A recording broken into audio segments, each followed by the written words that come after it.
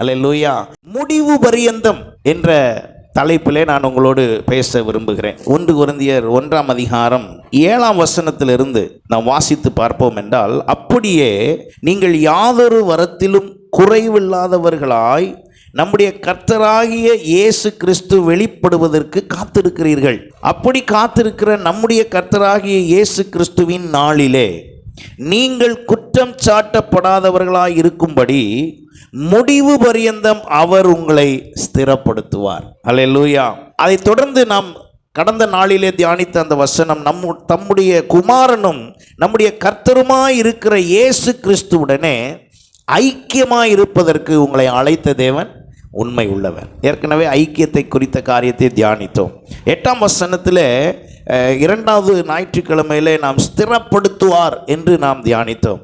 இன்றைக்கு இப்பொழுது நாம் ஆண்டவரிடத்தில் இந்த 4 காரியங்களை அந்த 8ஆம் வசனத்திலே தியானிக்கிறோம். 1 கர்த்தருடைய நாள், 2 குற்றம் சாட்டப்படாதவர்கள், 3 முடிவு பரியந்தம், 4 ஸ்திரப்படுத்துவார். ஏற்கனவே ஸ்திரப்படுத்துவார் என்ற தலைப்பை நாம் தியானித்தோம். அதை நாம் முழுவதுமாக எப்படி ஸ்திரப்படுத்துவார் என்பதை அறிந்தோம். இப்பொழுது இன்றைக்கு முடிவு பரியந்தம் என்ற தலைப்பிலே நான் உங்களோடு பேச விரும்புகிறேன். முடிவு பரியந்தம். முடிவு பரியந்தம் ஆண்டவர் எப்படி என்னை செய்வார், எனக்கு செயல்படுத்துவார். முடிவு பரியந்தம். அப்போ முடிவு பரியந்தம் என்ற ஒரு இடம் வரும்போது, அப்போ அந்த முடிவு எப்படி இருக்க போகிறது? நம்ம எல்லாருக்கும் முடிவு நாள் தெரியுமா? நம்ம யாருக்காவது முடிவு நாள் தெரியுமா? நம்ம முடிவு நாள் தெரியுமா யாருக்காவது? நம்ம யாருக்குமே தெரியாது. நம்ம யாருக்குமே முடிவு நாள் தெரியாது. அப்போ நமக்கு தெரியாத ஒரு முடிவு நாள் ஒன்று இருக்கிறது. அந்த முடிவு நாள் எப்படி இருக்க போகிறது என்றால் நம்ம யாருக்கும் தெரியாதுங்கிறத சொன்னது மாதிரி, ஆனால் ஒரு முடிவு நாள் நமக்கு தெரியும். என்ன முடிவு நாள்? என்ன முடிவு நாள்? ஆண்டவர் வரப்போகிற முடிவு நாள் நமக்கு தெரியும். அப்படின்னா டேட்டு தெரியாது, டைம் தெரியாது, வருஷம் தெரியாது, ஆனால் வரப்போகிறார் என்ற முடிவு நாள் நமக்கு தெரியும். ஒரு நாள் இருக்கிறது, ஒரு நாள் இருக்கிறது. அந்த நாளிலே ஆண்டவராகிய இயேசு கிறிஸ்து வரப்போகிறார். இதை எத்தனை பேர் விசுவாசிக்கிறீங்க? நீங்கள் கிறிஸ்தவர்களாக இருந்தால் இதை விசுவாசித்து ஆக வேண்டும். இல்லை என்றால் நீங்கள் கிறிஸ்தவர்களே அல்ல. நீங்கள் இதை விசுவாசிக்கிறவர்களாக இருந்தால் அதற்கு ஆயத்தப்பட வேண்டும். அதற்கு நீங்கள் என்ன செய்ய வேண்டும்? ஆயத்தப்பட வேண்டும். அப்போ நம்ம ஒவ்வொருவருடைய வாழ்விலும் கர்த்தருடைய நாள் என்று ஒரு நாள் வருகிறது. அப்போ அதுதான் முடிவு நாள். அப்போ ஆண்டவராகிய இயேசு கிறிஸ்து அவர் இருந்த காலத்திலும் சரி, அவர் நம்மோடு கூட வாசமாக இருக்கும்படி அனுப்பி வைத்த பரிசுத்த ஆவியானவருடைய வல்லமையினாலும் சரி, அவர் நம்மை ஸ்திரப்படுத்துகிறார். எதற்கு ஸ்திரப்படுத்துகிறாரா? நம்மளை பார்த்து யாரும் குற்றம் சொல்லிடக்கூடாது. நம்மளை பார்த்து யாரும் குற்றம் சொல்லிடக்கூடாது. நீங்கள் இன்றைக்கு உங்களுடைய வீடுகளிலே வீட்டை சுத்தமாய் வைத்து கொள்வது, சுத்தமாய் இருப்பதற்கு என்பதற்கு முன்பு வீடு சுத்தமாக இருக்கணுங்கிற அர்த்தத்தை விட எது முக்கியமாக இருக்குது சொல்லுங்கள்?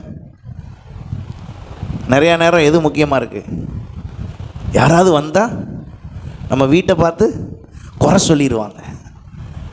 நம்ம உடுத்துகிற உடை கூட நிறையா நேரத்தில் எப்படி இருக்கிறதுனா, யாரும் என்னை பார்த்து என்ன செய்யக்கூடாது? குறை சொல்லக்கூடாது. நாம் நடந்து கொள்ளுகிற விதம். நீங்கள் சமைக்கும் பொழுது கூட நம்ம என்ன யோசிக்கிறோம்? குறை சொல்லாத அளவுக்கு எப்படி சமைக்க முடியுமோ சமைப்போம். எல்லாமே நம்முடைய எண்ணங்கள் எல்லாம் அப்படித்தான் இருக்கிறது.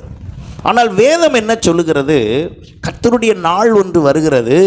அந்த நாளிலே உங்களை என்ன செஞ்சிடக்கூடாது? குற்றம் சாட்டிடக்கூடாது. என்ன பெரிய குற்றம் சொல்லிடுவாங்க? நீங்கள் என்ன குற்றம் சொல்லிடுவாங்கன்னு நினைக்கிறீங்க? முதல் குற்றம், ஞாயிற்றுக்கிழமை ஆனால் போதும் பைபிளை தூக்கிட்டு என்ன பண்ணிடுவாங்க? போயிடுவாங்க. ஆனால் இயேசு வந்துட்டாருன்னு சொல்கிறாங்க, இவங்க மட்டும் என்ன செய்யலை? போகலை. எத்தனை பேர் நான் சொல்கிறது புரியுது? ஏன்னா அந்த நாள் அப்படி தான் இருக்கும். ஆண்டவருடைய பகிரங்க வருகைக்கு முன்பே, ஆண்டவருடைய பகிரங்க வருகைக்கு முன்பு சபை எடுத்துக்கொள்ளப்படல் உண்டாகும். இதை எப்படி பாஸ்டர் சொல்கிறீங்க அப்படின்னா, வேதம் சொல்லுகிறது, அவர் ஆரவாரத்தோடும் பிரதான தூதனுடைய எக்கால சத்தத்தோடும் வருவார். அப்பொழுது நாமும் அவரோடு கூட, யார் வருவா? நாமும் அவரோடு கூட எங்கே வருவோமா? மத்திய ஆகாயத்தில் வந்து நாமும் அவரோடு கூட இங்கே வந்து பூமியை வந்து சந்திக்க வருவோம். அப்படின்னா என்ன அர்த்தம்னா, அவர் வரணும்னா முன்னக்கூட்டி நம்ம எங்கே போயிருக்கணும்? அவர் கூட போயிருக்கணும். கர்த்தருடைய நாளை குறித்தும் அதை குறித்தும் நான் சுருக்கமாக சொல்ல முடியாதனால இன்றைக்கி நான் ரொம்ப விளக்கமாக அதை பற்றி சொல்லலை. அப்போ நான் அங்கே போயிருக்க வேண்டும், அங்கிருந்து நான் அவரோடு கூட வர வேண்டும். அன்றைக்கு அது பகிரங்கமாக உலகத்துக்கு தெரியும், அது வருகை தெரியுமே ஒழிய. இப்போ அதுக்கு முன்பு இன்னொன்று தெரிய போகுது. என்ன தெரிய போகுது? அந்தி கிறிஸ்துவின் காலம் வருவதற்கு முன்பே சபை என்ன செய்யப்படும்? எடுத்துக்கொள்ளப்படும். அப்போ இன்றைக்கு நம்ம எல்லாரும் சபைக்கு வந்துட்டு இருக்கிறோம். இப்போ உதாரணத்துக்கு அடுத்த ஞாயிற்றுக்கிழமை அதிகாலை 5 மணிக்கு சபை எடுத்துக்கொள்ளப்பட்டது அப்படின்னு ஒரு நியூஸ். அப்படின்னா நீங்களும் நானும் இந்த சர்ச்சில் என்ன செய்யக்கூடாது? சத்தமாக சொல்லுங்கள், இருக்கக்கூடாது. நீங்கள் காலையில் சபை ஆராதனைக்கு 7:30 மணிக்கு வருவீங்கன்னா அர்த்தம் என்னென்னா நீங்கள் என்ன ஆயிட்டீங்க? கைவிடப்பட்டுட்டீங்க. அப்போ உடனே என்ன பாஸ்டரை காணோம், என்ன திடீர்னு இவங்க வரல, அவங்க வரல, யாருமே வரல, பூட்டு திறக்கலை, என்ன ஆச்சு? உடனே வேகமாக பாஸ்டர் வீட்டுக்கு போய் பார்த்தா அங்கேயும் யாரையும் காணோம். தெரிஞ்ச வீட்டுக்கெல்லாம் போய் பார்க்குறீங்க, காணோம். ஆனால் நீங்கள் மட்டும் இருக்கீங்க. அப்படி ஒன்று நடந்துடக்கூடாதுங்கிறது தான் ஆண்டவர் சொல்ல வருகிறார். அல்லேலூயா. அப்படி ஒன்று நடந்திருக்கும் போது பார்க்குறவங்களாம் உங்களை என்ன பேசுவாங்க? உங்களை என்ன சொல்லுவாங்க? நீங்கள் நினச்சிட்டு இருக்கீங்க லகுவாய். அந்த நேரத்தில் நீங்கள் சபை எடுத்துக்கொள்ளப்பட்ட பிறகு சரி இதுக்கு மேலே உயிரோடு இருக்க வேண்டாம், உடனே என்ன பண்ணிடலாம்? செத்து போயிடலாம் அப்படின்னு நீங்கள் என்ன மெத்தட் ஆஃப் டெத்தை ட்ரை பண்ணாலும் சாவே வராது, மரணமே வராது. ஏன் வராதுன்னா அது ஆண்டவர் திரும்ப வரும் வரை யாராலும் மறிக்கவே முடியாது. அந்த அளவுக்கு அந்த நாள் இருக்கும். அப்போ ஆண்டவர் என்னை குறித்து ஒரு அக்கறை உள்ள ஆண்டவர். அவர் என்ன செய்கிறார்? எனக்கு எந்த விதத்திலும் யாரும் குறை சொல்லிவிடாதபடி, என்னை குற்றம் சொல்லிவிடாதபடி, இப்போ நான் இந்த ஆவி ஆத்மா சரீரத்தில் வாழும் போதே என்னை குற்றம் சாட்டப்படாதவனாய் வைப்பதற்கு கர்த்தர் விரும்புகிறார். அல்லேலூயா. அப்போ இந்த பூமியில் என்னை சொல்லுகிற குற்றங்கள், நான் வேலை பார்க்குற இடத்தில் சொல்லுகிற குற்றங்கள், அந்த குற்றங்களை நான் சொல்லவில்லை. சில நேரத்தில் ஒரு ஃபைல் ரெடி பண்ண சொல்லியிருப்பாங்க ஆஃபீஸில், நீங்கள் சரியாக ரெடி பண்ணியிருக்க மாட்டீங்க, அதுக்கு ஒரு குற்றச்சாட்டு சொல்லுவார்கள். இதெல்லாம் ஒழுங்காக செய்ய தெரியாதா? அந்த குற்றச்சாட்டை பற்றி நான் பேசவில்லை. வீட்டை ஒருவேளை தொடர்ச்சி சுத்தமாய் வைத்துக் கொள்ளும்படி உங்கள் கணவர் சொல்லியிருப்பார், நீங்கள் செய்யாமல் இருந்திருப்பீர்கள், அது குற்றம். ஆனால் நான் அந்த குற்றத்தை இப்பொழுது சொல்லவில்லை, அந்த குற்றம் சாட்டப்படுதலை குறித்து நான் சொல்லவில்லை. நான் சொல்லுகிற குற்றச்சாட்டு என்னவென்றால் உங்களுக்கும் கர்த்தருக்கும் இடையில் இருக்கிற தொடர்பில் உள்ள குற்றச்சாட்டு. ஏனென்றால் அதை வைத்துதான் நியாய தீர்ப்பு வரப்போகிறது. அதை வைத்துதான் நியாய தீர்ப்பு நமக்கு உண்டாகி நமக்கு பரலோகமா நரகமா என்ற இடத்துக்கு போக போகிறது. இதையெல்லாம் நான் ஏன் பாஸ்டர் முடிவு பண்ணணும்? இப்போ முடிவு பண்ணால் தான் உண்டு. இல்லை என்றால் நம்மால் முடிவு பண்ணுவதற்கு நாளும் இல்லை, நேரமும் இல்லை. அப்போ என்னை ஆண்டவர் இந்த வருஷத்தில் எனக்கு தந்த வாக்கு தத்தத்தின்படி நிச்சயமாகவே ஒரு முடிவு இருக்கிறது. உன் நம்பிக்கை என்ன செய்யாது? வசனம் அப்படி வந்துச்சா இல்லையா? நிச்சயமா என்ன இருக்கு? முடிவு உண்டு. என்ன முடிவு உண்டு? என் பிரச்சனைக்கு தீர்வுக்கான முடிவும் உண்டு. அது மாத்திரமல்ல, என் பிரச்சனைக்கு தீர்வு மாத்திரமல்ல, என் பரிசுத்த வாழ்வுக்கும் ஒரு முடிவு உண்டு. அப்ப என்னுடைய முடிவு பரியந்தம் நான் சரியா இருப்பதற்குத்தான். என்னுடைய முடிவு பரியந்தம் என்ற இடம் எதுவரை என்றால் நான் எடுத்துக்கொள்ளப்படும் வரை, அல்லது என் மரணம் சந்திக்கும் வரை எனக்கு முடிவு பரியந்தம் என்ற இடம் வருகிறது. அதுவரைக்கு நான் எப்படி இருக்கிறேன், இதை யார் தீர்மானிக்க வேண்டும்? இதை யார் தீர்மானிக்க வேண்டும்? அநேகரிடத்தில் கேட்டால், நான் எவ்வளவோ முயற்சி பண்ணுறேன் பாஸ்டர், என்னால் ஜெபமே பண்ண முடியல, என்னால் ஆண்டவருடைய காரியத்தில் ஈடுபாடு கொடுக்க முடியல, சபைக்கு ஒழுங்காக வர முடியல, என்னால் ஒழுங்காக கொடுக்க முடியல, சபையினுடைய தேவைகள்லாம் சந்திக்க முடியல, என்னால் முடியல பாஸ்டர் அப்படின்னு ஒரு வார்த்தையில் சொல்லி நீங்கள் முடிக்கிறீங்க. நான் சொல்கிறேன் அப்படி இல்லைன்னு. ஏன் தெரியுமா? சொல்கிறேன் பாருங்கள், லிஸ்ட்டு சொல்கிறேன். உங்களை வெளியே போகும்போது யாரும் பார்த்தா நல்லா இருக்கணும்னு சொல்லி தலையில் இருக்கிற முடியெல்லாம் கருப்பாக்குனீங்களே, அது எப்படி பண்ணீங்க? எப்படி பண்ணீங்க? இப்போ வரும்போது எல்லாரும் உங்களை பார்க்க அழகாக இருக்கணும்னு சொல்லி நல்ல ட்ரெஸ்ஸு உடுத்திட்டு வந்தீங்களே, இது எப்படி பிளான் பண்ணீங்க? எப்படி பிளான் பண்ணீங்க? நான் சொல்கிறது புரியுதா உங்களுக்கு? எப்படி பிளான் பண்ணீங்க? உங்கள் வீட்டில் என்னென்ன பொருள் இருக்கணும்னு ஐடியா பண்ணி அழகாக திட்டம் பண்ணீங்களே, அதை எப்படி பிளான் பண்ணீங்க? கிச்சனுக்குள்ளே போனால் மசாலாவாக இருக்குது, ஆனால் நல்ல பிரியாணியோ, நல்ல மீன் குழம்போ, நல்ல மட்டன் குழம்போ, நல்ல சாம்பாரோ, நல்ல ரசமோ எப்படி வந்துச்சு? அதுக்கு என்ன பண்ணீங்க சொல்லுங்கள்? அதெல்லாம் ஒழுங்காக செய்ய முடியும்னா இதையும் செய்ய முடியும். எத்தனை பேர் ஒத்துக்கிறீங்க? அதெல்லாம் ஒழுங்காக செய்ய முடியுது, உங்களுக்கு ருசிகரமாக சமைக்க முடியுது. கிச்சனுக்குள்ளே போன உடனே பிரியாணி அப்படின்னு உடனே வந்துருச்சா? எல்லா பொருளும் அங்கே இருக்குது. எல்லாத்தையும் ஒன்று சேர்த்து தேவைப்படுற அளவு எது எவ்வளவு வேணும் அப்படிங்கிற அளவு கரெக்டாக உங்களுக்கு மிளகா பொடி மட்டும் கரெக்டாக போட தெரியுது. உங்கள் வீட்டு சமையலில் மிளகா பொடியும் உப்பும் என்ன செய்ய தெரியுது சொல்லுங்கங்க? கரெக்டாக போட தெரியுது. அப்படின்னு அர்த்தம் என்ன? எனக்கு நிதானம் இருக்குது, எனக்கு தெரியுது, எனக்கு புரியுது, நான் இப்படி தான் இப்படி செஞ்சாதான் ருசியாக இருக்கும்னு எனக்கு விளங்குது. அப்படி போலவே எதுவும் தெரியும், கர்த்தருடைய காரியமும் தெரியும். தெரியாதுன்னெலாம் யாருக்கும் கிடையாது. தெரியாதுன்னெலாம் யாருமே தப்பிக்க முடியாது. யாரும் ஆண்டவர்கிட்ட எனக்கு தெரியாமல் போச்சு ஆண்டவரே அப்படின்னு சொல்லவே முடியாது. ஏன் சொல்ல முடியாதுன்னா, நமக்கு இதெல்லாம் தெரியுது, இதெல்லாம் நமக்கு தெரியுது, இதெல்லாம் நமக்கு புரியுது. எத்தனை பேர் எனக்கு அதெல்லாம் தெரியல பாஸ்டர் அப்படின்னு கை தூக்க சொல்ல விரும்பலை. ஏன்னா நீங்கள் தெரியலை அப்படின்னா உங்கள் சட்டை அழுக்காக இருக்கும், முடியெல்லாம் அப்படி கிடக்கும், ஒழுங்காக குளிச்சிருக்க மாட்டோம், ஒழுங்காக எதையும் யோசிக்க மாட்டோம், என்னத்தையோ பேசிக்கிட்டு இருப்போம். அப்போ எப்படி இருப்போம்னு தெரியும்ல உங்களுக்கு நான் என்ன சொல்கிறேன்னு? அப்படி இல்லாமல் இருக்கிறோம்னா அர்த்தம் என்ன?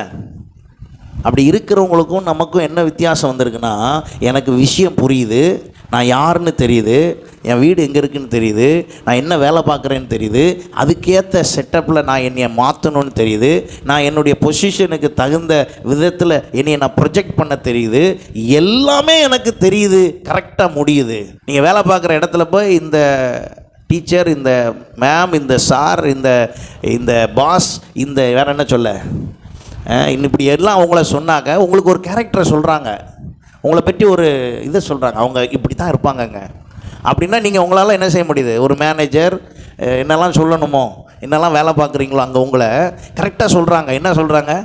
அவங்க இப்படி தான் இருப்பாங்க, டிசிப்ளினாக இருப்பாங்க, இப்படி நடந்துக்குவாங்க. எப்படி முடியுது? எப்படி முடிஞ்சுது? அது பாண்ட் நேச்சர், அது நம்முடைய பாண்ட் நேச்சராங்க இல்லை. நாம் அதற்காக என்ன செய்தோம்? பிரயாசப்பட்டோம். அதற்காக நாம் பிரயாசப்பட்டு நம்மை நாம் அந்த லெவலுக்கு, அந்த ஸ்டேட்டஸுக்கு நம்மை நாம் என்ன செய்து கொண்டோம்? வளர்த்தி கொண்டோம், மாற்றிக்கொண்டோம், முயற்சித்தோம். அங்கே தான் ஆண்டவரும் வருகிறார்.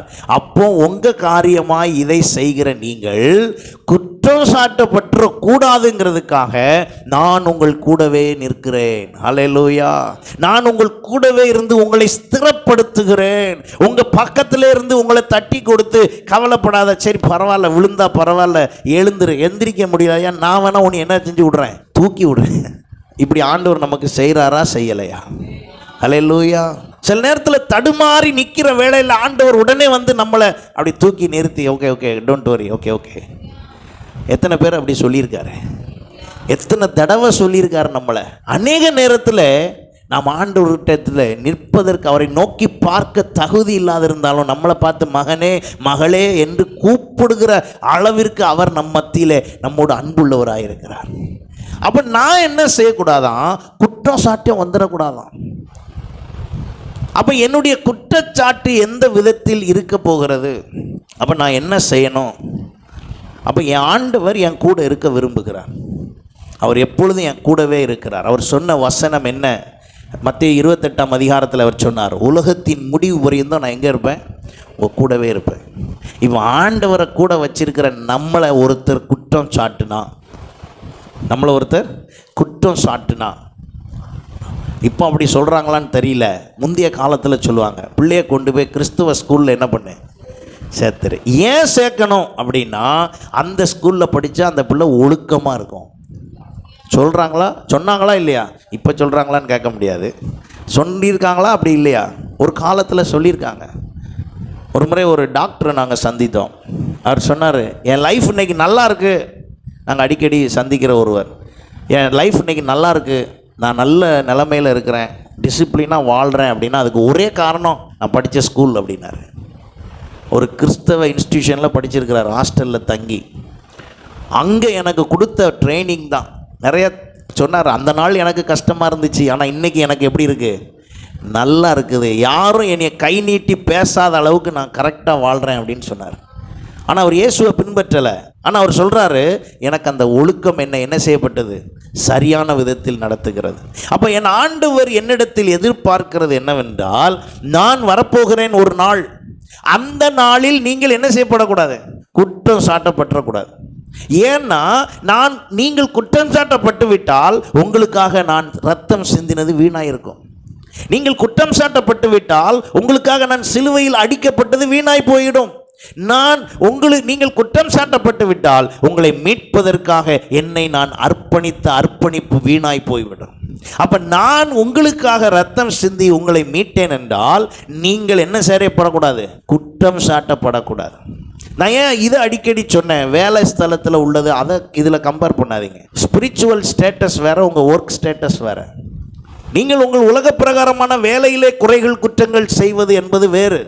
நான் சொல்லுகிறது தேவனுக்கு அடுத்த காரியத்திலே என்னிடத்தில் குறை வராதபடி, ஹல்லேலூயா, என்னிடத்தில் பிழையற்ற ஒரு வாழ்வு வருவதற்கு ஏதுவாய். வாசியுங்கள், எபேசியர் 5:27 சொல்லுகிறது, கரை திரை முதலானவைகள் ஒன்றுமில்லாமல் பரிசுத்தமும் பிழையற்றதுமான மகிமையுள்ள சபையாக அதை தமக்கு முன் நிறுத்தி கொள்வதற்கும் தம்மை தாமே அதற்கு என்ன செய்தாராம். நம்மளை சும்மா நீங்கள் நினச்சிட்டு இருக்கீங்க இது ஏதோ நித்திய ஜீவன் ஏஜ் சபை, ஓகே நாங்கள் வர்றோம், சபைக்கு வர்றோம், ஞாயிற்றுக்கிழமை ஆனவுடனே வந்துடுவோம் போயிடுவோம். இல்லை, இது சாதாரணமான விஷயம் அல்ல. நீங்களும் நானும் தேவனுடைய சமூகத்துக்கு வருவது, இங்கே வந்து நீங்கள் இணைந்திருப்பது, நீங்கள் தொடர்ந்து இங்கே வந்து கொண்டிருப்பதுடைய அவசியம் என்னவென்றால், உங்களை சபை என்னவா மாற்றணும், கரை திரையற்றவர்களாய் மாற்ற வேண்டும். அல்லேலூயா, அல்லேலூயா. நல்ல மியூசிக் அவசியம், நல்ல வொர்ஷிப் அவசியம். அதை விட முக்கியம் என்னது, கரை திரையற்றவர்களாய். நமக்கு குறை சொல்கிறது மட்டும்தான் என்ன செய்யாது, பிடிக்காது. ஆனால் ரொம்ப பெருசாக உங்கள் வீட்டில் கண்ணாடியை மட்டும், குறை சொல்கிற கண்ணாடியை மட்டும் அங்கேயே வச்சுருக்கீங்க. குறை சொல்கிற கண்ணாடியை வீட்டில் வச்சுருக்கீங்க, ஆனால் குறை சொல்கிற பாஸ்டர்கிட்ட கோவப்படுறீங்க. உங்கள் கண்ணாடி காலையில் குறை சொல்லிச்சு, நீங்கள் அழகாயிட்டீங்க. எத்தனை பேர் ஒத்துக்கிறீங்க? உங்கள் கண்ணாடி, உங்கள் வீட்டில் இருக்க மிரர் உங்களை பார்த்து என்ன சொல்லுச்சு, குறை சொல்லுது. என்ன குறை சொல்லுது, இது சரியில்லை, இந்த முடி சரியில்லை, ட்ரெஸ்ஸு சரியாக போடல, ஒழுங்காக வைக்கலை. சில வீட்டில் ஆள் உயர கண்ணாடிலாம் இருக்குது, போய் நின்று நல்லா திரும்பி எல்லாம் பார்த்து எல்லாம் எடுத்து மொத்தமும் கண்ணாடி என்ன சொல்லுது உங்களை. எத்தனை பேர் என் கூட ஒத்துக்கிறீங்க? உங்கள் வீட்டில் கண்ணாடியே இல்லாத மாதிரியே என்னை பார்க்குறீங்க. எல்லார் வீட்டு கண்ணாடியும் நம்மளை என்ன சொல்லுதுங்க, குறை சொல்லுது. ஆண்களாக இருந்தால் மீசை கரெக்ட் பண்ணுறதுக்கு எல்லாத்துக்கும் குறை சொல்லுது. கொஞ்சம் தள்ளி இருக்குது பாருங்க, தள்ளி இருக்குது பாரு, ஆனால் நம்ம உடனே அதை பார்த்து கரெக்ட் பண்ணுறோம். ஒரு கண்ணாடியை பார்த்து உடஞ்சி போகிற கண்ணாடிக்கு அவ்வளோ கீழ்ப்படுறீங்க. உங்களை உருவாக்க நினைக்கிற சபைக்கு நீங்கள் எவ்வளோ கீழ்ப்படியணும். எத்தனை பேர் நான் சொல்கிறதுக்கு ஆமேன்னு சொல்கிறீங்க? ஆமேன். கண்ணாடிக்கு நீங்கள் தான் வாங்கிட்டு வந்த கண்ணாடி, நீங்கள் வாங்கிட்டு வந்த கண்ணாடி உங்களை என்ன சொல்லுது, டெய்லி காலையில் தூங்கி எந்திரிச்ச உடனே நேராக போய் கண்ணாடியை பார்த்த உடனே எவ்வளோ குறை சொல்லுதுன்றீங்க. ஏதாவது அழுக்கு ஒட்டி இருந்துச்சுன்னா உடனே அதை சொல்லுது, பாரு உன் முகத்தில் என்ன இருக்குது, அழுக்கு இருக்குது. அதே தான் நான் சொன்னால் கோவப்படுறீங்க. அது பேச்சை கேட்டு நீங்கள் அப்படியே ஒரு கிளியர் பண்ணிங்க பாருங்கள். இப்போ எல்லோரும் அழகாக உட்காந்துருக்கீங்க. சபை பேச்சும் கேட்டிங்கன்னா ஒரு நாள் உங்களை யாரும் அப்படி சொல்கிறத விட சாத்தான் உங்களை ஒரு நாளும் குற்றப்படுத்த மாட்டான். அல்லேலூயா. சாத்தான் உங்களை ஒரு நாளும் ஒன்றும் செய்ய முடியாது. அப்போ ஆண்டவர் என்னிடத்தில் எதிர்பார்க்கிறது என்ன? அப்போ சபையை அவர் அதற்காகத்தான் ஏற்படுத்தி மகிமையுள்ள சபையாக தமக்கு முன் நிறுத்தி கொள்வதற்கு தம்மை தாமே ஒப்பு கொடுத்தார். 1 தெசலோனிக்கேயர் 3:13 பாருங்க. இவ்விதமாய் நம்முடைய கர்த்தராகிய இயேசு கிறிஸ்து தமது பரிசுத்தவான்கள் அனைவரோடும் கூட வரும்போது, யார் கூட வரும்போது, பரிசுத்தவான்கள் அனைவரோடும் வரும்போது, நீங்கள் நம்முடைய பிதாவாகிய தேவனுக்கு முன்பாக பிழையற்ற பரிசுத்தம் உள்ளவர்களாக இருக்கும்படி உங்கள் இருதயங்களை என்ன செய்வார், ஸ்திரப்படுத்துவார். ஹல்லேலூயா. அப்போ என்னை குறித்த ஆண்டவருடைய திட்டம் என்ன அப்படின்னு சொன்னால், இனி யாரும் குறை சொல்லக்கூடாது. யாரை சொல்கிறாரு குறை சொல்லக்கூடாதுன்னா, முதல்ல சாத்தானின் சேனை, சாத்தானின் தந்திரங்கள் எதுவும் என்னை பார்த்து குறை கூறிக்கொண்டு என்ன செய்யக்கூடாது, வரக்கூடாது.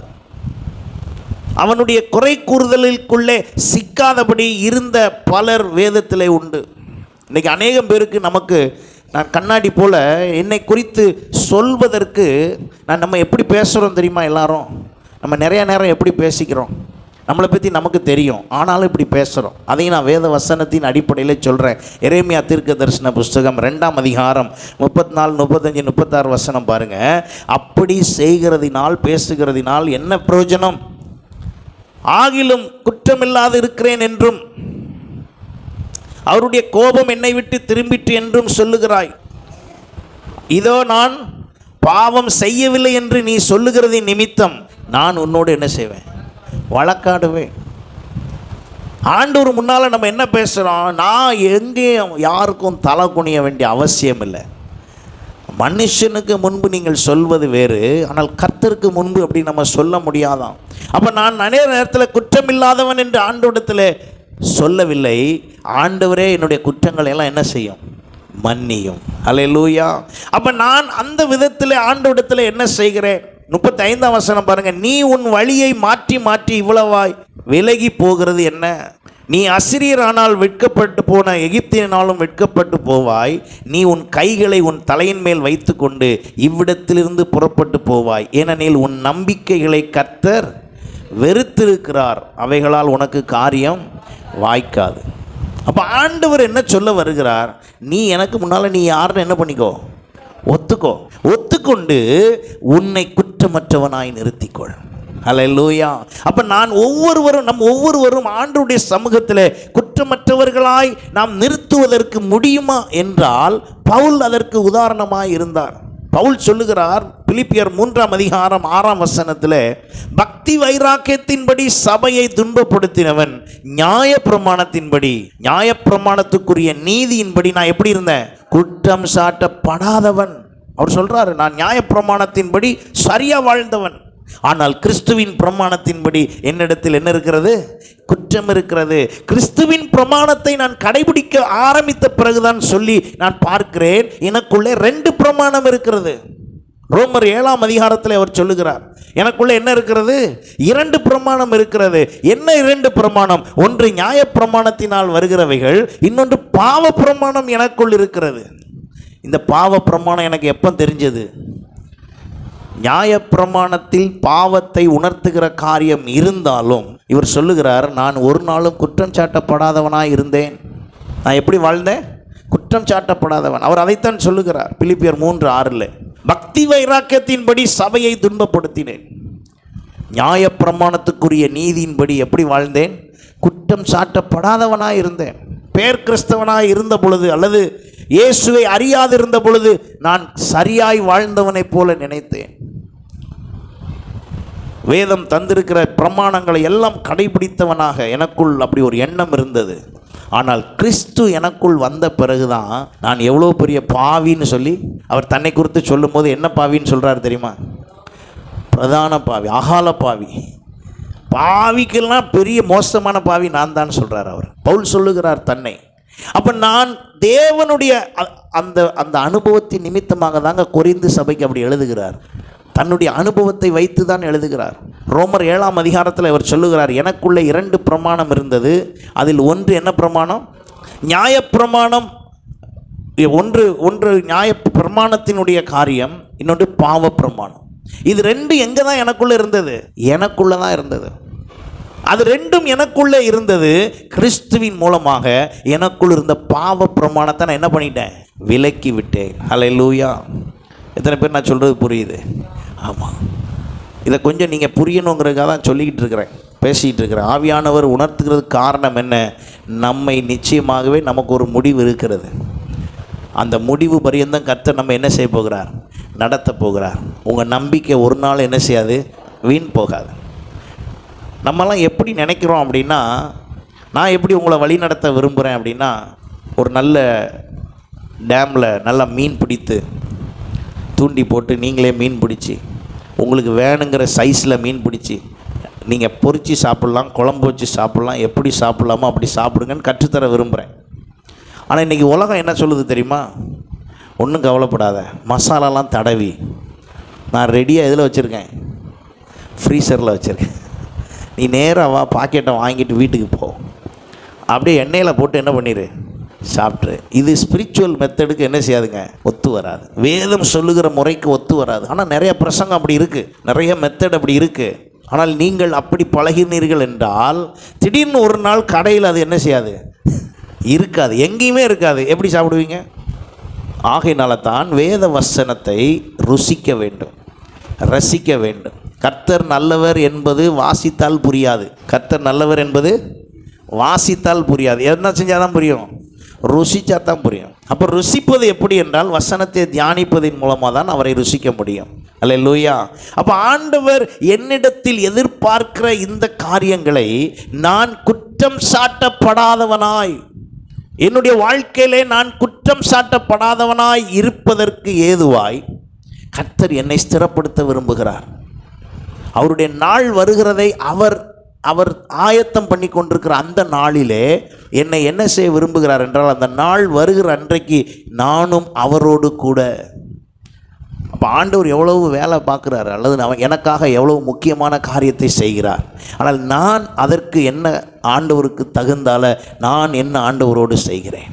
இன்றைக்கி நாம் அதை குறித்து அறிந்து கொள்வோம் என்றால், அதை குறித்து புரிந்து கொள்வோம் என்றால் நிச்சயமாக கர்த்தர் நம்மோடு இடைப்படுவாராக.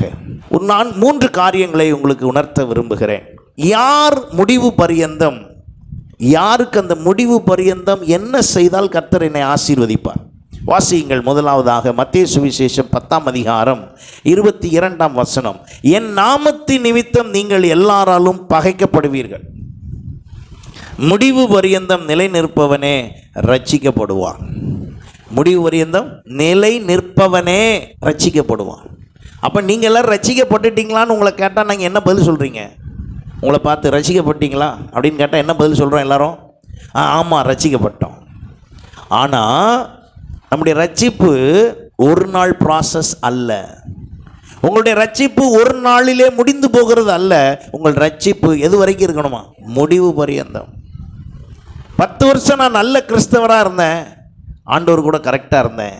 11ஆவது வருஷம் என் வாழ்க்கையில் ஒரு மாற்றம் வந்தது, நான் ஆண்டவர் கூட இல்லை, எங்கேயோ போயிட்டேன் அப்படின்னா இந்த 10 வருஷம் கொள்ளது அதில் சேர்க்கப்படாது. அந்த 10 வருஷம் நீங்கள் வாழ்ந்த பரிசுத்த வாழ்வு கணக்கிலே வராது. அப்போ நான் முடிவு பரியந்தம் நான் எப்படி இருக்க வேண்டும்?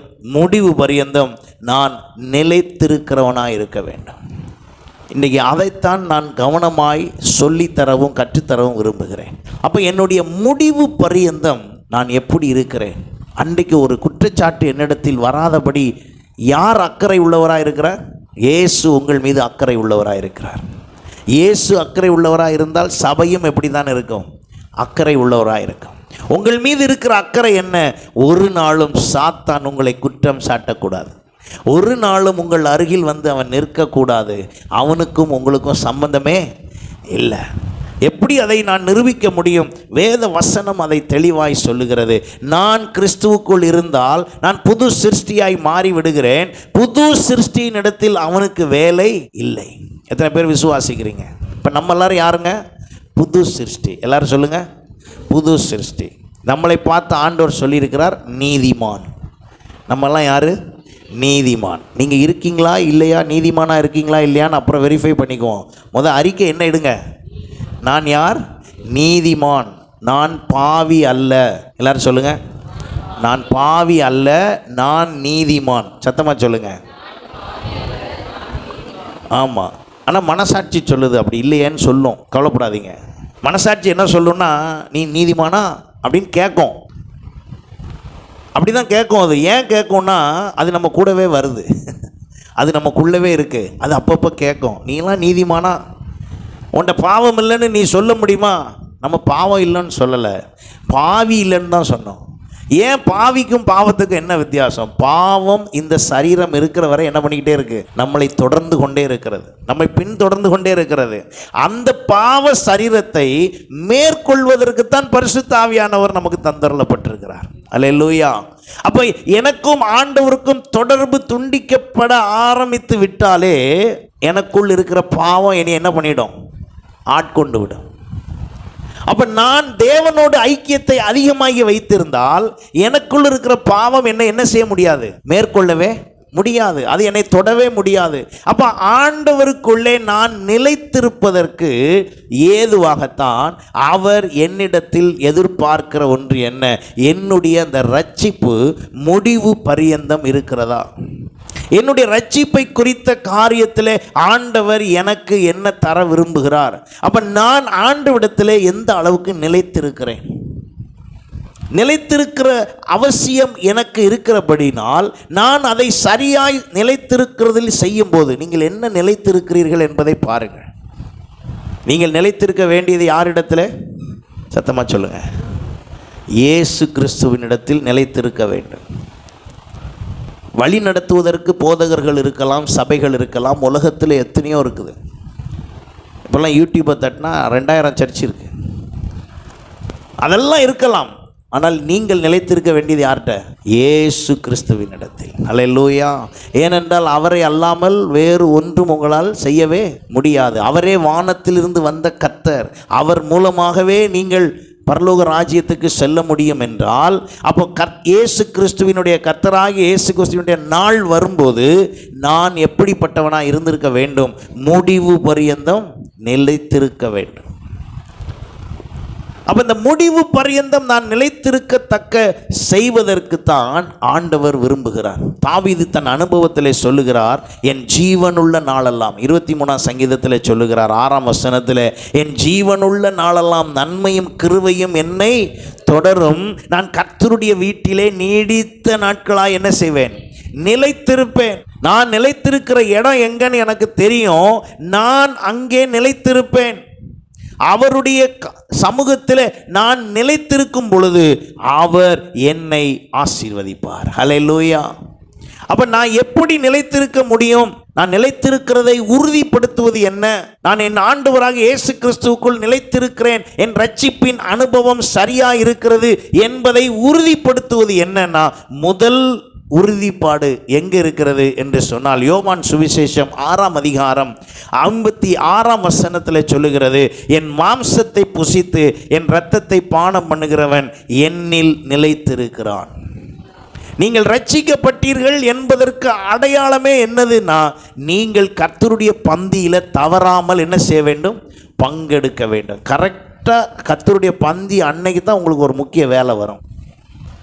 கர்த்தருடைய பந்தி அன்னைக்கு தான் சொந்தக்காரன் கல்யாணம் வைப்பான். கர்த்தருடைய பந்தி அன்னைக்கு தான் ஒரு பிளான் வரும். ஆனால் பந்தியை மிஸ் பண்ணிட்டு போனால் நீங்கள் என்ன செய்யலையா?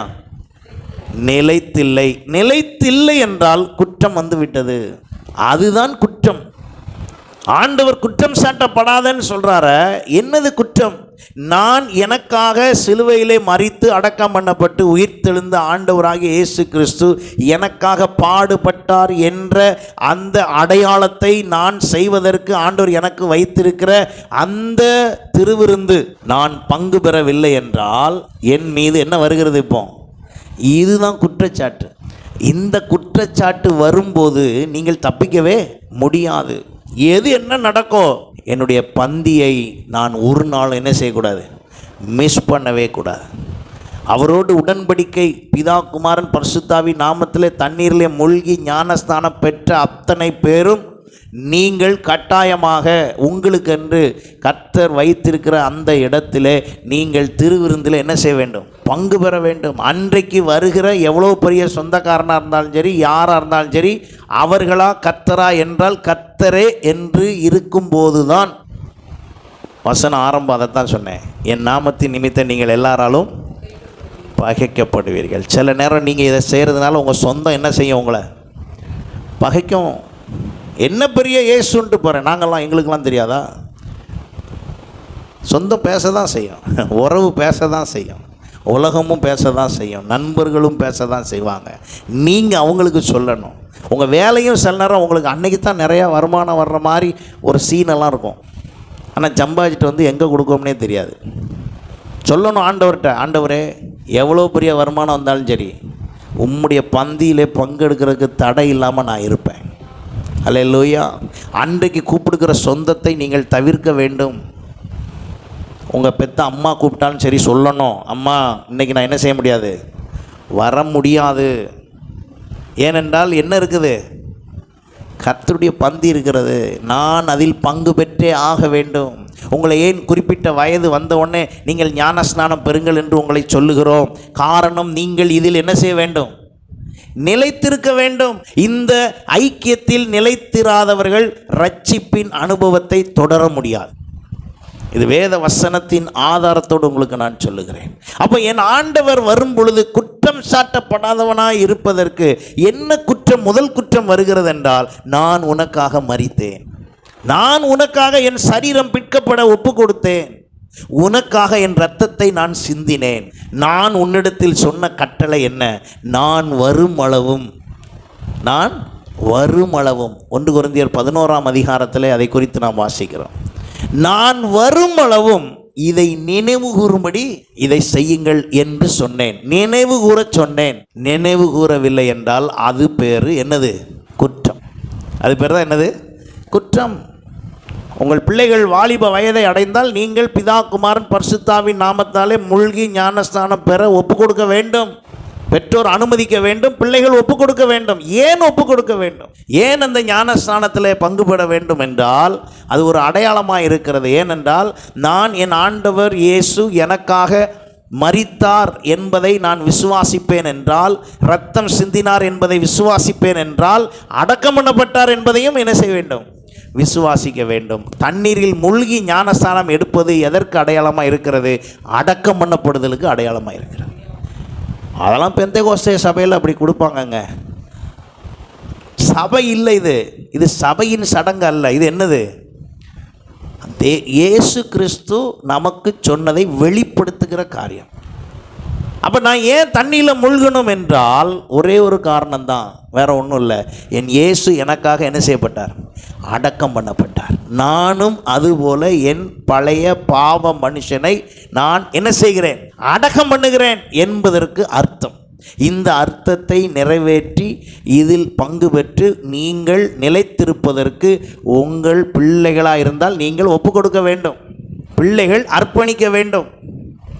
பெரியவர்களாக இருந்தால் நீங்கள் அர்ப்பணித்து இதில் என்ன செய்ய வேண்டும்? அப்போ ஞானஸ்நானம் எடுத்ததனுடைய அவசியம் என்ன? நான் ரட்சிக்கப்பட்டேன் என்பதனுடைய வெளிப்பாடு. நிலைத்திருக்கிறேன் என்பதற்கு அடையாளம் என்ன? ஒரு மாதம் கூட ஆக்சுவலாக வேத வசனத்தின்படி ஞாயிற்றுக்கிழமை தோறும் நம்ம என்ன செய்யணும்? ஒவ்வொரு ஞாயிற்றுக்கிழமையும் என்ன செய்யணும்? அப்பம் பிட்குதல் இருக்கணும். வரும்போதெல்லாம் நம்ம திருவிருந்து பங்கு பெற வேண்டும். வர்ற எல்லா ஞாயிற்றுக்கிழமையும் நம்ம பங்கு பெறணும். ஆனால் நம்ம அப்படி செய்யலை. மாதத்துக்கு ஒரு முறை வைத்திருக்கிறோம். அந்த ஒரு முறையை நீங்கள் ஒரு நாள் என்ன செய்யக்கூடாது? விட்டுறக்கூடாது. ஒரு நாள் விட்டால் நீங்கள் புரிந்து கொள்ளுங்கள், அந்த நிலைத்திருத்ததிலிருந்து எங்கே போயிட்டீங்க? வெளியே போயிட்டீங்கன்னு அர்த்தம். அதெல்லாம் சமாளிச்சிக்கலாம் பாஸ்டர், அதெல்லாம் ஓகே பாஸ்டர், அதெல்லாம் என்ன பெருசாக, எனக்கு ஒன்றும் பிரச்சனை இல்லை. குற்றச்சாட்டு லிஸ்ட்டில் வந்துடும். என்ன லிஸ்ட்டுன்னு சொல்லுவோம்? பிளாக் லிஸ்ட்டா? குற்றச்சாட்டு லிஸ்ட்டில் வந்துடும். குற்றச்சாட்டு லிஸ்ட்டில் வந்த உடனே அடுத்து என்ன பாதிக்கும்னு சொல்கிறேன் பாருங்கள். உங்களுக்கு வர வேண்டிய ஆசீர்வாதம் வரும்போது இதை கிளியர் பண்ணாமல் ஆசீர்வாதம் உள்ளே வர முடியாது. உங்களுக்கு இது வேத வசனத்தின் ஆதாரத்தோடு நான் சொல்கிறேன். நான் ஏதோ சொல்கிறேன்னு நினச்சிடாதீங்க. பைபிள் தெளிவாக சொல்லுது. உங்கள் மீது குற்றச்சாட்டு இருக்கும்போது தேவன் வாக்கு பண்ணின ஆசீர்வாதத்தையும் தர முடியாது. கர்த்தர் உங்களுக்காக நியமித்திருக்கிற ஆசீர்வாதத்தையும் தர முடியாது. தரணும்னு திட்டம் பண்ணி வச்சிருக்கிறதையும் தர முடியாது. எந்த ஆசீர்வாதத்தையும் தர முடியாது. காரணம், உங்கள் பேரில் என்ன இருக்குது? குற்றச்சாட்டு இருக்கிறது. எத்தனை பேர் நான் சொல்கிறது புரியுது? இந்த பூமியிலே குற்றச்சாட்டு இருந்தால் ஆசீர்வாதம் வராது. வரும் பொழுது குற்றச்சாட்டு இருந்தால் பரலோகத்தில் இடம் இருக்காது. அப்போ நான் என்ன செய்ய வேண்டும்? அதுக்கு தான் முடிவு பரியந்தம் என்ன செய்யணுமா? நிலைத்திருக்க வேண்டும். ஹல்லேலூயா. அப்போ முடிவு பரியந்தம் நிலைத்திருந்தால், முதல் காரியம் நீங்கள் நிலைத்திருப்பது, முடிவு பரியந்தம் ரட்சிக்கப்பட்ட நான் நிலைத்திருப்பது, குற்றம் சாட்டப்படாதபடி நிலைத்திருப்பதற்கு முதல்ல நான் அவர் எனக்காய் பிற்கப்பட்டார், எனக்காய் இரத்தம் சிந்தினார் என்பதை நிரூபிக்கத்தக்க, நான் ஏற்றுக்கொள்கிறேன் என்பதற்கு அடையாளமாய் அதிலே பங்கு பெற வேண்டும். இரண்டாவதாக யோவான் 8ஆம் அதிகாரம் 31ஆம் வசனம் பாருங்க. இயேசு தம்மை விசுவாசித்த யூதர்களை நோக்கி, நீங்கள் என் உபதேசத்தில் நிலைத்திருந்தால் மெய்யாகவே என் சீஷராயிருப்பீர்கள். அப்போ நான் ரட்சிக்கப்பட்டுட்டு நிலைத்திருக்கிறேன் அப்படிங்கிற அடையாளம் வருதுன்னா, முடிவு பரியந்தம் நான் நிலைச்சிருக்கிறேன்னா, முடிவு பரியந்தம் நான் நிலைத்திருக்கிறேன் என்பதற்கு இரண்டாவது அடையாளம் என்னன்னா, நான் அவருடைய டிசைபிளாக இருக்கணும். நான் இயேசு கிறிஸ்துவினுடைய சீஷனாக இருக்கணும்.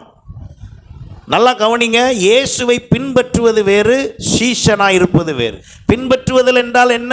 இயேசு கிறிஸ்துவை பின்பற்றுதல் என்பது எனக்கு இஷ்டப்பட்ட நேரம் அவரை பின்பற்றுவது. எனக்கு அவசியப்பட்டால் நான் சர்ச்சுக்கு வருவேன், அவசியப்பட்டால் நான் ஜெபம் பண்ணுவேன், அவசியப்பட்டால் பைபிள் வாசிப்பேன், அவசியப்பட்டால் பாஸ்டரை தொடர்பு கொள்வேன். இது பின்பற்றுதல். சீஷன்னா என்ன அர்த்தம்?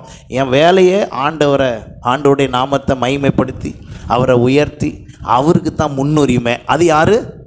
சீஷன். டிசைபிள்ங்கிறது அதுதான். அப்போ இன்றைக்கி நிறைய பேர் ஃபாலோவராக இருக்காங்க, யாரா இல்லை, டிசைபிளாக இல்லை. நீங்கள் இயேசுவின் சீஷராக இருப்பீர்கள் என்றால் அவரில் நிலைத்திருப்பதின் அடையாளம் அது. இப்போ நீங்கள் சீஷர்களா? நீங்கள் எல்லாரும் இயேசுவின் சீஷர்களா? ரட்சிக்கப்பட்ட உடனே சீஷன் அறிவிக்க முடியாது. ரட்சிக்கப்பட்ட உடனே நீதிமான்னு அறிவித்தார். உங்களை பார்த்து நீதிமான்னு சொன்னார், ஆனால் உங்களை என்னன்னு சொல்லலை, சீஷன்னு சொல்லலை. எப்போ சீஷன்னு சொன்னார்? இந்த வாசனம் வாசிங்க, 8:31. என் உபதேசத்தில் நிலைத்திருந்தால் மெய்யாகவே நீங்கள் எப்படி இருப்பீர்கள்? சீஷராக இருப்பீர்கள். அப்போ இயேசுவின் உபதேசத்தில் நான் ரட்சிக்கப்பட்டால் இயேசுவின் உபதேசத்தில் என்ன செய்வேன்? நிலைத்திருப்பேன். அப்போ இரண்டாவது என்னை குற்றம் சாட்டுவது எதிலே என்றால் உபதேசத்தில். நான் சரியான உபதேசத்தில் இருக்க வேண்டும். உபதேசம் என்ன? இயேசுவின் உபதேசம் என்ன? என்னை அன்றி உனக்கு வேறொரு தேவன் உண்டாயிருக்க வேண்டாம். நீ என்னை ஒரு சொரூபமாகவோ படமாகவோ வைத்து என்ன செய்யக்கூடாது? வணங்கக்கூடாது. அது இயேசு சொரூபமாக இருந்தாலும் வணங்கக்கூடாது. அதுதான் அவர் சொன்ன உபதேசம். அது செய்யவில்லை என்றால் அது குற்றச்சாட்டு. அது என்னது? அதை நீங்கள் செய்வீர்கள் என்றால் உங்கள் மீது அது என்னது? குற்றச்சாட்டு. அப்போ நான் குற்றம் சாட்டப்படாதவனாய் இருப்பதற்காகத்தான் கர்த்தர் என்னை வைத்திருக்கிறார். அல்லேலூயா. என்னை விரும்புகிறது என்ன? என் மீது யாரும் எந்த குற்றம் என்ன செய்யக்கூடாது? சொல்லக்கூடாது. அப்போ முதல்ல நான் கர்த்தருடைய பந்தியில் மிஸ் ஆனேன்னா குற்றச்சாட்டு வந்துடுது. ரெண்டாவது, நான் அவருடைய சீஷனா இல்லைன்னா எனக்கு குற்றச்சாட்டு வந்துடுது. மூணாவது, 15ஆம் அதிகாரம் 5ஆம் வசனம் பாருங்க. நானே மெய் திராட்சை செடி, நீங்கள் கொடிகள். ஒருவன் என்னிலும் நான் அவனிலும் நிலைத்திருந்தால் அவன் மிகுந்த கனிகளை கொடுப்பான். என்னாலே அல்லாமல் உங்களால் ஒன்றும் செய்ய. மூணாவது, நீங்கள் ரட்சிக்கப்பட்டு நிலைத்திருக்கிறீர்கள் என்பதற்கு அடையாளம் என்ன? கனி கொடுப்பீர்கள். என்ன செய்வீர்கள்? கனி கொடுப்பீர்கள். என்ன கனி கொடுப்பீர்கள்? என்ன கனி நீங்கள் கொடுக்க முடியும்? நீங்கள் நானும் என்ன கனி கொடுக்க முடியும்? நான் பாஸ்டர், என்ன கனி கொடுப்பேன்? என் கனி சபைக்குள்ளே நீங்களும் போதகரை போல எல்லா ஊழியங்களையும் செய்யத்தக்க வளருவீர்கள் என்றால் அது என்னுடைய கனி.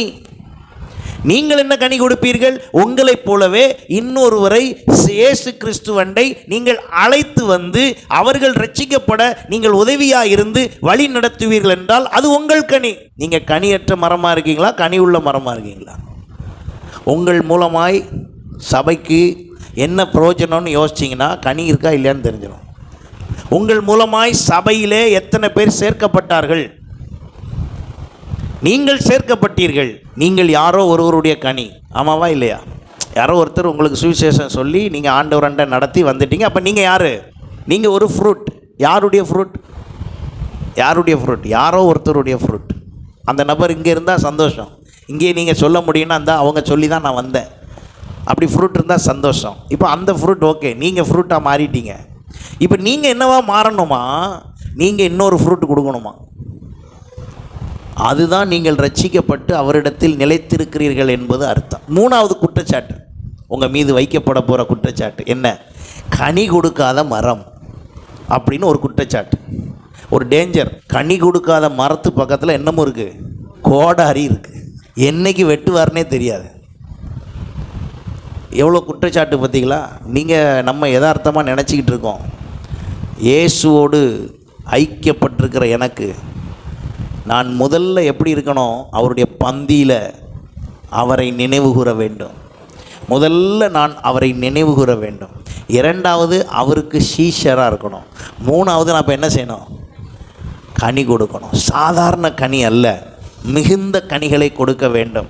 அதற்குத்தான் பாருங்கள், 4ஆம் வசனம் பாருங்க. என்னில் நிலைத்திருங்கள், நான் உங்களில் நிலைத்திருப்பேன். கொடியானது திராட்சை செடியில் நிலைத்திராவிட்டால் அது தானாய் என்ன செய்யாது.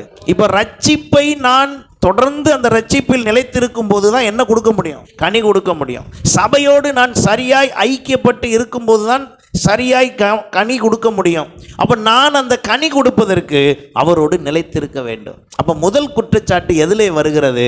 என்னுடைய நிலைத்திருத்தலில் அல்லது என்னுடைய ரட்சிப்பில் நான் முடிவு பரியந்தம் எங்கே நிலைத்திருக்கிறேன் என்பதை வைத்து தான் குற்றச்சாட்டு. இப்போ இந்த குற்றச்சாட்டு நம்மிடத்தில் இருக்கிறதா? இருந்தால் இன்றைக்கு கர்த்தரிடத்தில் ஒப்புரவாகி, ஆண்டவரே இந்த குற்றச்சாட்டில் இருந்து என்னை என்ன செய்யும்? விடுவியும். நான் இனி குற்றம் வராதபடி என்ன செய்து கொள்வேன்? நடந்து கொள்வேன் என்று ஒப்பு கொடுக்க வேண்டும். எத்தனை பேர் நான் சொல்கிறது புரியுது? அல்லேலூயா. புரிந்தவர்கள் ஆமேன் சொல்லுங்கள். ஆமேன். அப்போ நான் நிலைத்திருக்கிறது சும்மா வந்தேன் போனேன்லாம் இருக்கக்கூடாது.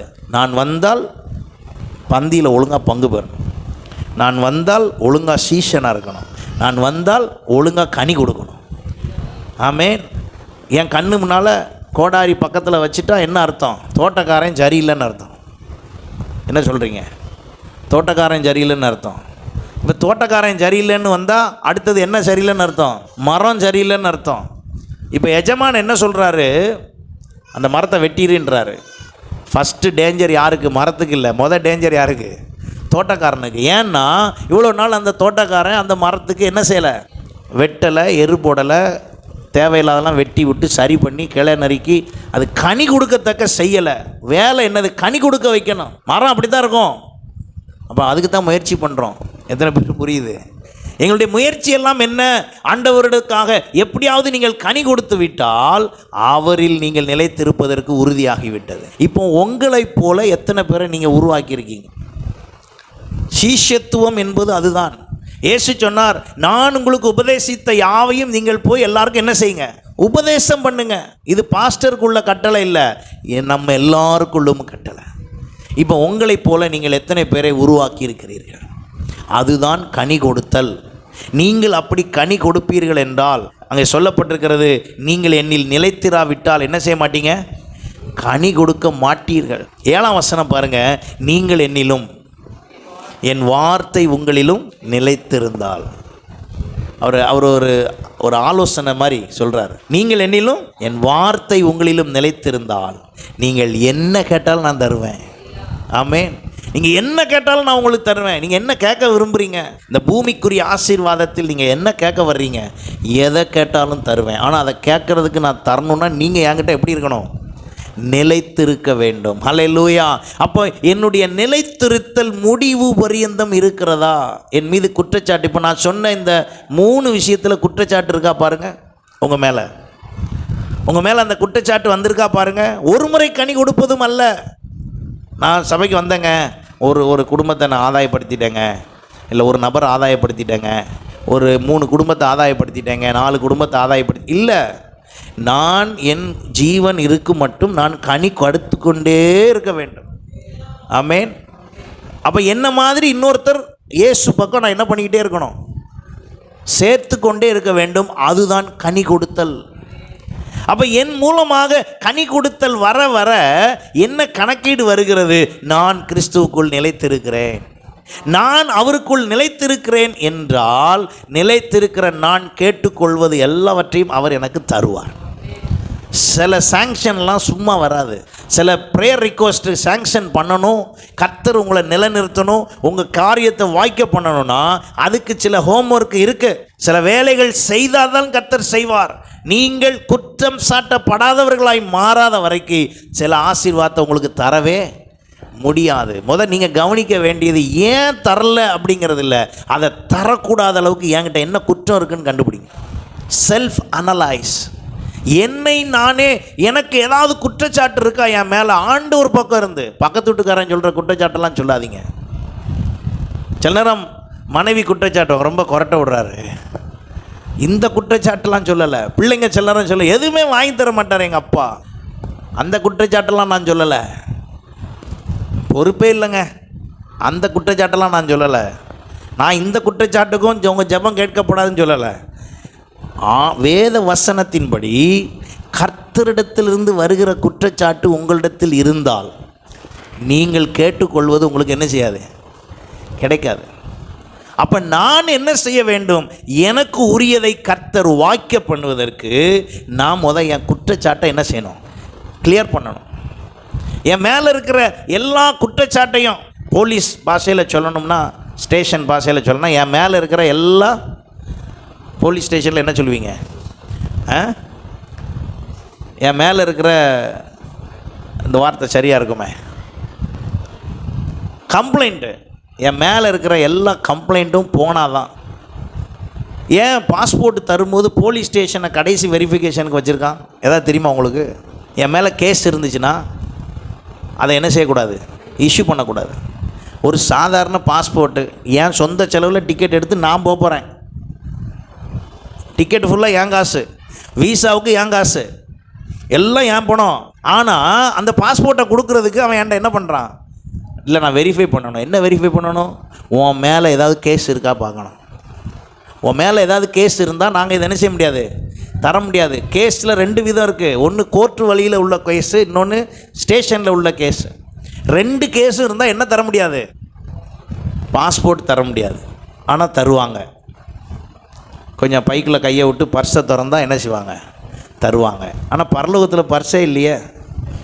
அங்கே கொள்வனையும் இல்லை, கொடுப்பனையும் இல்லை, ஒன்றுமே இல்லை. அங்கே போயெல்லாம் ஆண்டவரே அந்த தூதனை பார்த்து, வா சைடில் வா கொஞ்சம், இன்னும் அங்கே அங்கேயே நின்று புக்கே திறந்து பார்த்துக்கிட்டு பேர் இருக்கான்னு பார்க்காத, இங்கே வா நான் தர்றேன், எழுதிரு. இந்த வேலையெல்லாம் அங்கே செய்ய முடியாது. இந்த வேலையெல்லாம் அங்கே செய்ய முடியாது. இங்கே பாருங்கள், ரூல்ஸ் அவ்வளோ இருந்தாலும் பாஸ்போர்ட் என்ன செய்யும்? கிடைக்குது. நிறைய பேர் வாங்கியிருக்காங்க. ஆனால் நான் சொல்கிற குற்றச்சாட்டை இப்படி அட்ஜஸ்ட் பண்ணியெல்லாம் என்ன செய்ய முடியாது?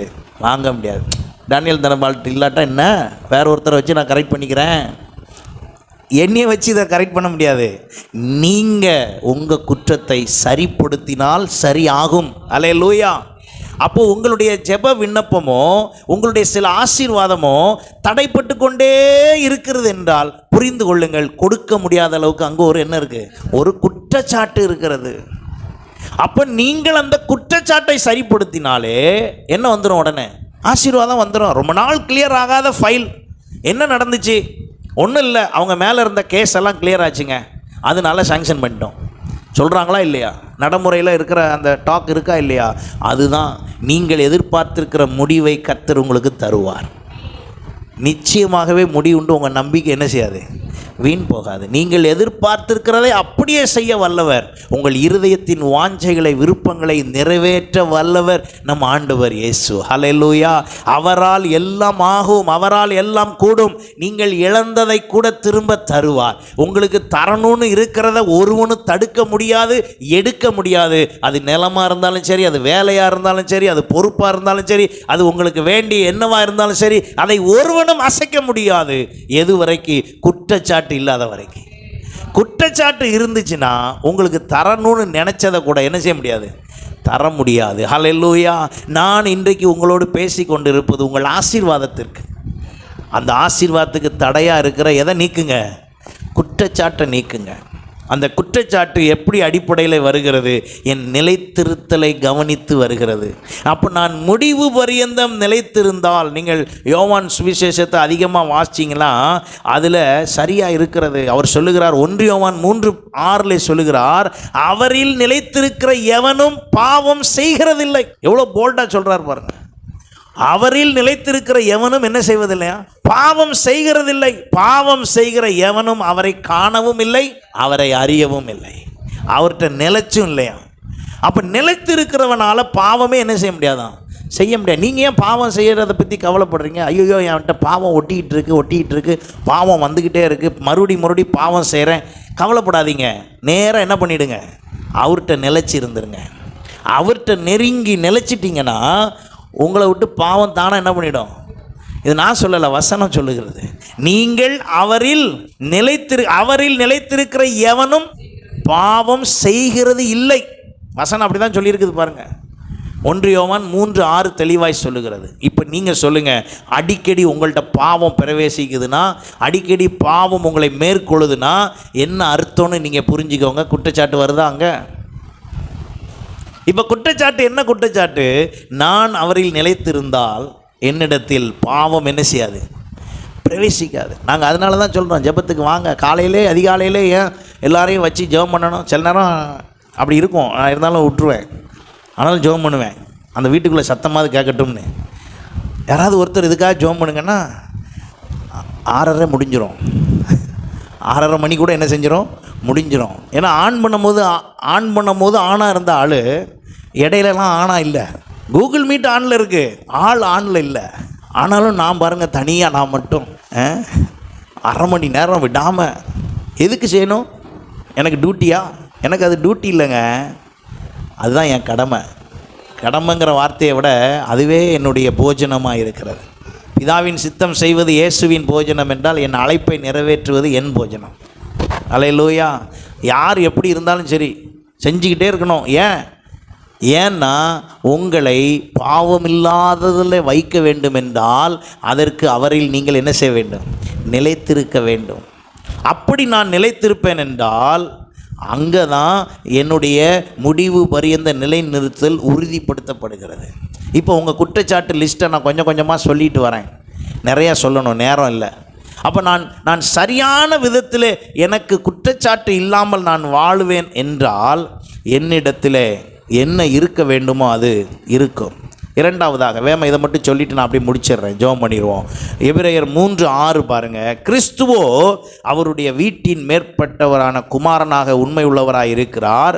நம்பிக்கையினாலே உண்டாகும் தைரியத்தை மேன்மை பாராட்டலையும் முடிவு பரியந்தம் உறுதியாய் பற்றி கொண்டு இருப்போமாகில் நாமே அவருடைய வீடாயிருப்போம்.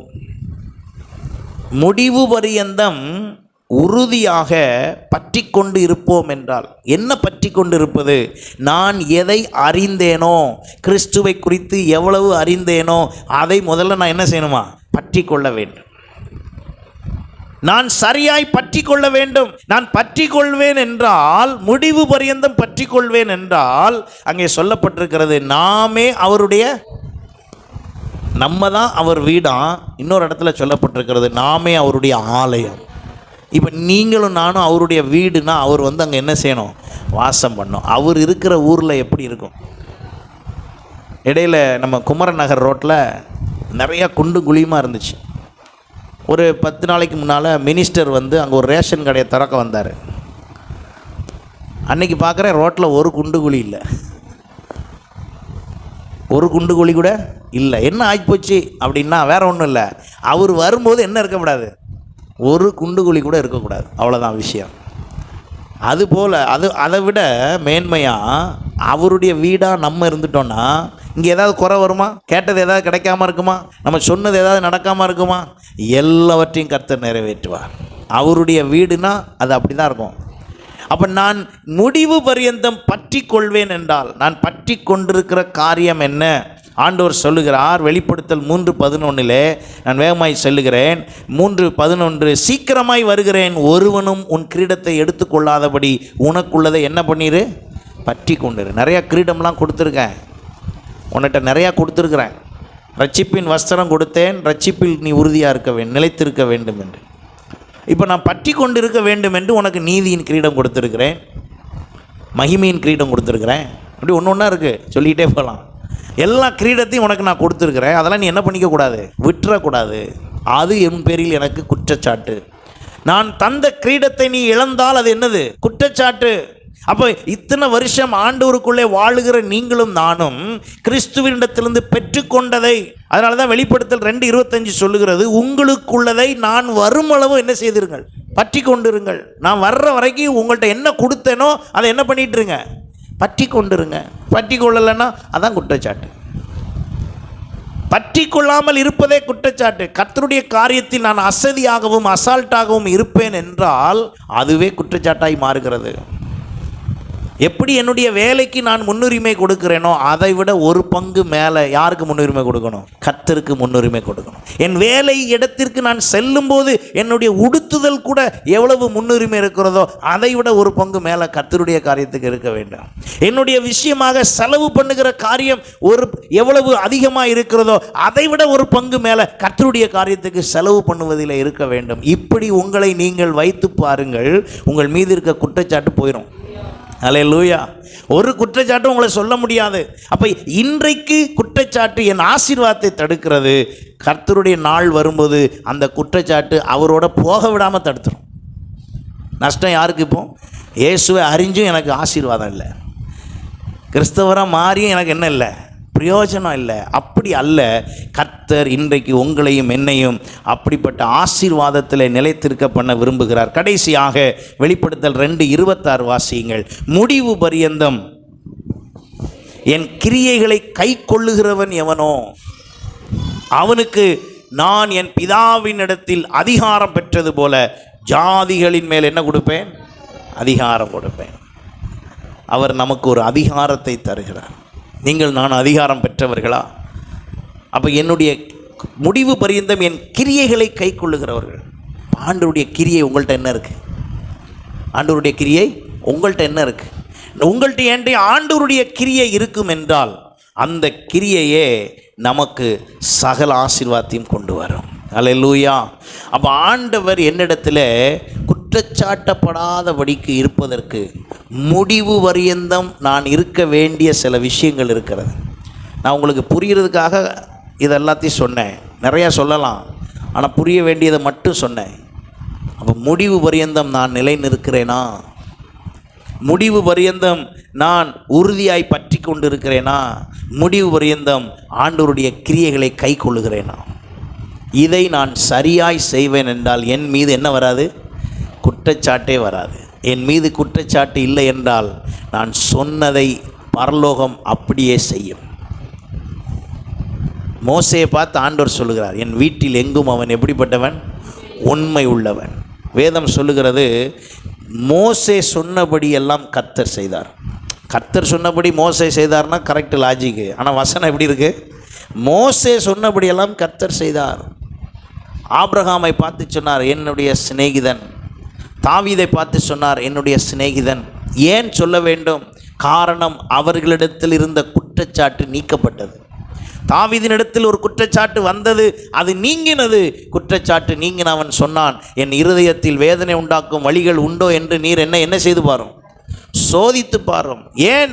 காரணம், இப்பொழுது என்னிடத்தில் அந்த குற்றச்சாட்டு இல்லை. அந்த குற்றங்கள் நிகழத்தக்க அவனுக்கு திரும்பவும் வாய்ப்பு வந்தது. 4 முறை வந்தது. அதே வாய்ப்பு 4 முறை வந்தது. அதே போல ஆனால் 4 முறையும் அவன் தன்னை காத்து கொண்டான். அல்லேலூயா. இன்றைக்கி ஆண்டவர் அதைத்தான் எதிர்பார்க்கிறார். என்னிடத்தில் குற்றச்சாட்டு இருக்கும் வரை இந்த உலக ஆசீர்வாதம் எனக்கு கிடைக்காது. என்னிடத்தில் குற்றச்சாட்டு இருக்கும் வரை பரலோகத்தின் வலது பார்சமும் எனக்கு கிடைக்காது.